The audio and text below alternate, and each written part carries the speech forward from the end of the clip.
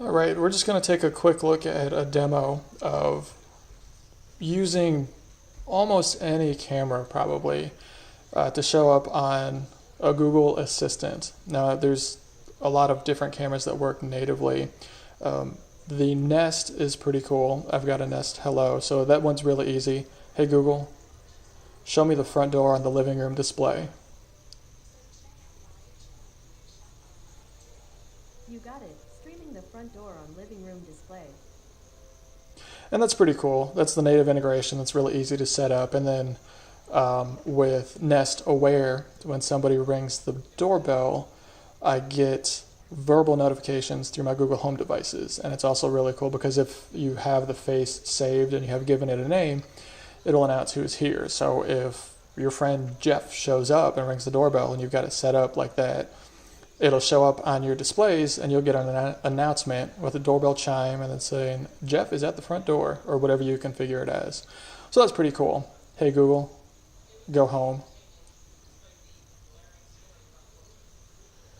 Okay, so that's all pretty sweet, nice and easy, clean native integration.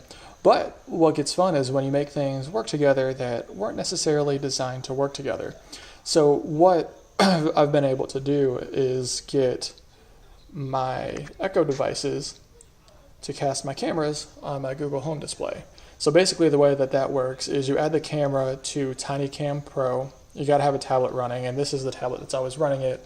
It's a display that lives by my kitchen door, by the back door, so it's always handy. It's running TinyCam Pro. You can set that up as a server and stream video from that, but what I'm doing is I've got Tasker and Automate It installed. So when I tell my Echo device to show me the nursery, for example, it talks to SmartThings. SmartThings runs a piston that sends a notification. The tablet grabs that notification because Automate It can look for specific words from notifications from specific apps, which is cool. And then Automate It runs a Tasker task, and the Tasker task will open up the camera and cast it to the selected device. So it's kind of a long way around, but it was worth it because it's really cool. And then you can take it a step beyond that. I have a motion sensor on my porch. So when somebody walks up to my front door, whether they ring the doorbell or not, I will know what's going on because then the motion sensor talks to SmartThings and sends the same notification as the verbal command. So it goes through the same process, and then my front door camera shows up on this display. And I have two more displays. This one lives in the living room. I've got one in the kitchen, and then the Google Home Hub on my nightstand. So the drawback is I have 3 tablets that are running 24/7 that have Tasker and Automate It and go through this whole process, each configured a little bit different for each tablet. So it takes a bit of work to set up, but it's really cool because now I can say, Alexa, show me the nursery.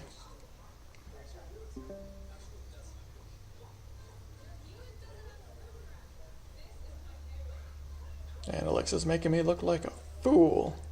Alexa, show me the nursery. Oh, there it goes. It was just a little bit slow. So I've also got it set up on this tablet here, which is what lives by the door. So this is just casting TinyCam Pro right there. And then I've got the task set up so it'll cast for I think 30 seconds or 45 seconds or I don't remember, 5 minutes maybe. Oh, there it goes. And then it goes back home. I still need to do some work on the task on the tablet because I need to add to it so it goes back to Foley, because normally it's running Foley Kiosk Browser for my Action Tiles panel that lives by the door. So with the front door, it does the same thing. I don't have a verbal command set up for that, I don't think. Alexa, show me the porch. I think it'll come up on the tablet. No, maybe not. It buzzed, there's the notification. Okay, but it's not going to do anything with it. But anyway, so that way you can take basically any camera. If you can add it to TinyCam Pro and you have an Android tablet that you can do a little bit of Tasker work with, since these devices are seen as a Chromecast receiver, if you can cast it to a Chromecast, then you can use Tasker to cast anything to it. So just another quick look. This isn't even talking to the Google Home device because, that's easy enough if you have an app that works natively. But most of my automation voice controls anyway go through the Echo devices just because that's what I've had for a lot longer. That's what I'm used to. And I think they work a little bit better when it comes to home automation than the Google devices. Now, Google does a lot better with voice recognition, at least in my case. Sometimes I don't enunciate well or I speak a little fast. Google understands me a lot better when that happens than the Echo does. But it is what it is. So, Alexa, show me the nursery. And it takes a second. Tiny Pro pops up. And then, since that's the camera that I picked, that's what casts there.